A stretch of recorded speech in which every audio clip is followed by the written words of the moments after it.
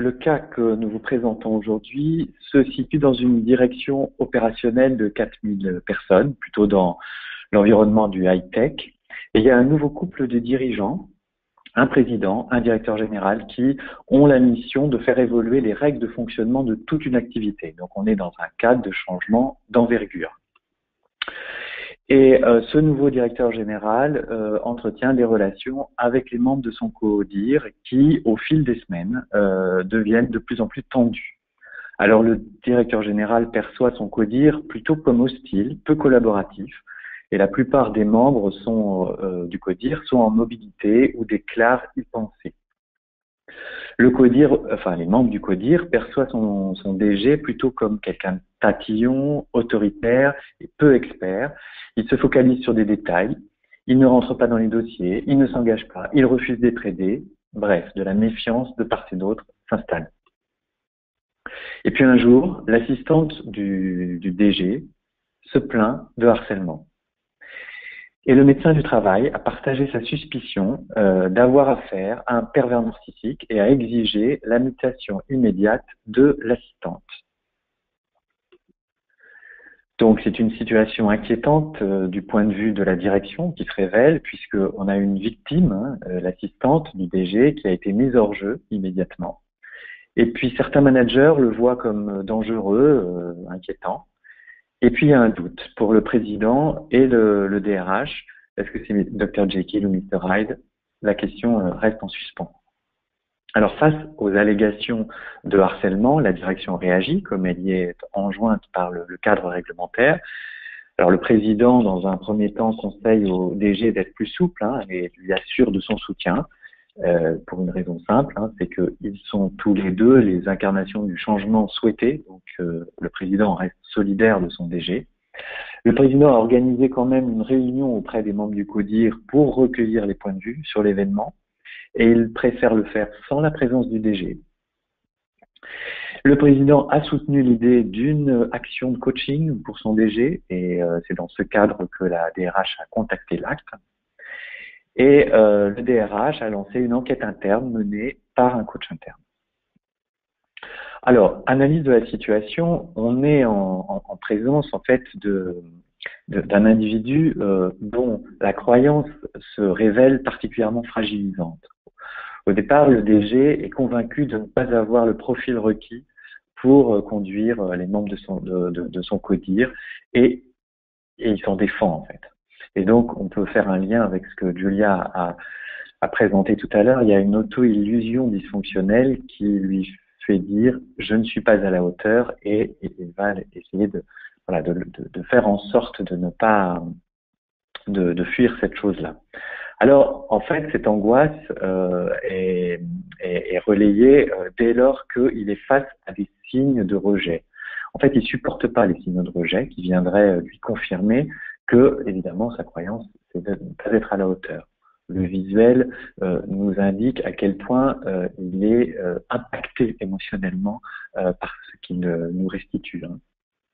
Alors, il va se distraire de la peur, il va chercher à ne plus y penser, et il va chercher surtout à se rassurer. Et il va se rassurer en agissant avec l'intention d'obtenir vraiment des preuves de son autorité légitime.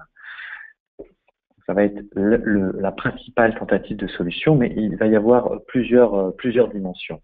Alors en situation collective, il se retrouve en état d'être extrêmement tendu et il va plutôt être face aux membres de son CODIR, il va chercher à être efficace.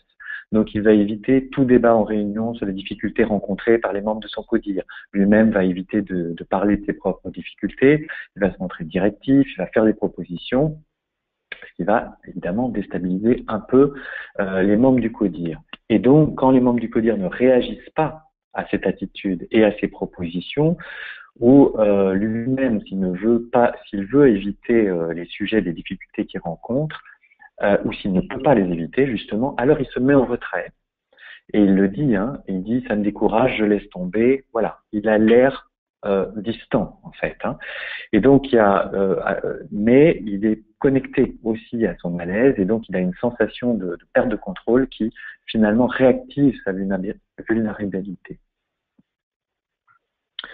Alors, quand il n'est pas en situation collective, hein, face aux membres de son équipe, il va être en contact avec ceux qui sont en fonction de lui porter une assistance. Par exemple, son assistante elle-même, hein, ou alors les fonctions RH, les coachs internes, voilà, les fonctions support en fait par rapport à son action. Et donc, face à ceux qui ont cette fonction, il va chercher à contrôler la situation jusqu'à devenir vraiment rigide et vraiment tatillon. Alors, avec son assistante, par exemple, que ce soit l'ancienne ou que ce soit la nouvelle, avec la coach interne, avec le RH. Donc, il se focalise sur des détails, il se justifie sur ses actes, il tente de faire adhérer à ses directives vraiment avec insistance, il se montre exigeant, directif, pointilleux, maniaque, il se permet en fait de faire ce qu'il n'arrive pas à faire avec les autres, et il induit une urgence et une insistance. De l'extérieur, on peut trouver ça particulièrement répétitif et intrusif. Donc son insistance et ses justifications sont diversement perçues comme une force de fragilité. Donc on pourrait considérer qu'il est maniaque, et puis on pourrait trouver que effectivement il pourrait être pervers. En tout cas, les questions circulent. Et on essaye de le rassurer, et on lui dit qu'il peut avoir confiance. Hein. Donc, on va se mettre à sa disposition, il y a une urgence à le satisfaire, plus il insiste, et plus il y a une urgence à le satisfaire dans sa position de soutien. Donc, c'est ce qui a fait son assistance jusqu'au moment où elle a craqué et elle a crié au loup en dénonçant du harcèlement. C'est ce qu'il se met à faire avec le coach interne quand il est inquiété par l'enquête interne. C'est ce qu'il fait avec son président, avec la DRH. Donc de leur côté, les membres du CODIR se plaignent de leur DG entre eux et auprès de tous ceux qui les sollicitent à ce sujet, mais en revanche, ils restent silencieux devant lui, notamment dans les situations de CODIR. Et donc, petit à petit, les croyances individuelles et collectives que le DG n'est pas à la hauteur se cristallisent et permettent de rigidifier en fait tout ce système de fonctionnement. Donc les croyances de suspicion se rigidifient, on oscille entre l'hypothèse du pervers narcissique et celle de l'imposteur, tout le monde les partage, et la tension et l'inquiétude du président et de la RH se cristallise. Et donc, on se retrouve dans un contexte de système, un système où l'autorité est complètement défaillante de la part du DG. Et cette autorité, elle neutralise finalement toute la coopération entre le copil et lui, et met évidemment le projet de transformation en danger. Et donc, elle fragilise évidemment le président. Alors, pour synthétiser en fait tous les éléments d'analyse que je vous ai présentés, en fait, face à cette peur de ne pas être à la hauteur, il a une attente, un espoir justement de se vivre et de se sentir comme étant à la hauteur. Et donc, il va construire le piège de cette façon. Face à cette attente, il va mettre en place une stratégie qui va être « je dois obtenir ce que je demande ». Et il va se rendre compte qu'il n'arrive pas toujours à obtenir ce qu'il demande. Et donc, il va arriver tout de suite à la conclusion de ne pas être à la hauteur, et ça le met dans tous ses états, et là il va déployer en fait toutes les actions que j'ai décrites tout à l'heure, et ce qui va réactiver son espoir, remettre en marche sa stratégie et arriver au même constat de manière très très anxiogène. Et donc toute cette rigidification de ses relations vont venir confirmer à lui-même en fait sa fragilité, et aux autres toutes les étiquettes possibles imaginables. C'est un pervers, il n'est pas à la hauteur, il est dangereux.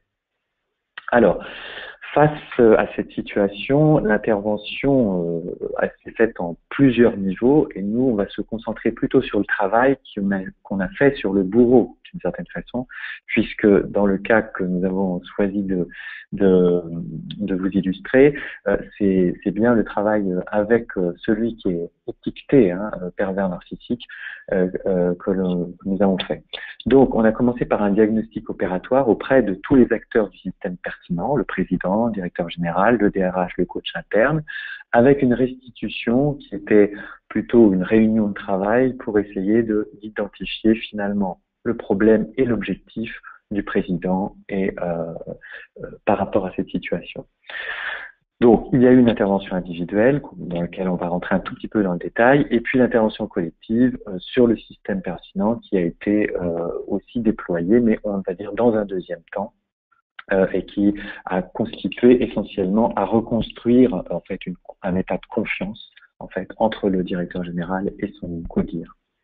Alors, notre diagnostic, hein, au moment du diagnostic opératoire, ça a été de présenter finalement la situation, la scène d'un chef qui est désarmé face à une équipe qui le sollicite sur un terrain d'expertise qui n'est pas le sien. Ça, c'était même la construction dès le départ. On savait qu'il n'était pas expert, mais qu'il était là pour conduire un changement. Donc, il sait que le président pense que cette expertise n'est pas nécessaire. Pourtant, lui, même en ayant accepté le contrat, en fait, il se sent fragilisé de ne pas avoir cette expertise et de ne pas pouvoir exercer cette autorité au nom de cette absence d'expertise. Alors, dans la stratégie d'intervention, on ne rentre pas évidemment dans le détail de tout ce qui a été évoqué, mais l'essentiel des prescriptions qui ont été faites ont été orientées pour lui faire expérimenter une autre réalité. Hein. On a vu qu'il y avait la perception de croyance et de la croyance qui était très très forte.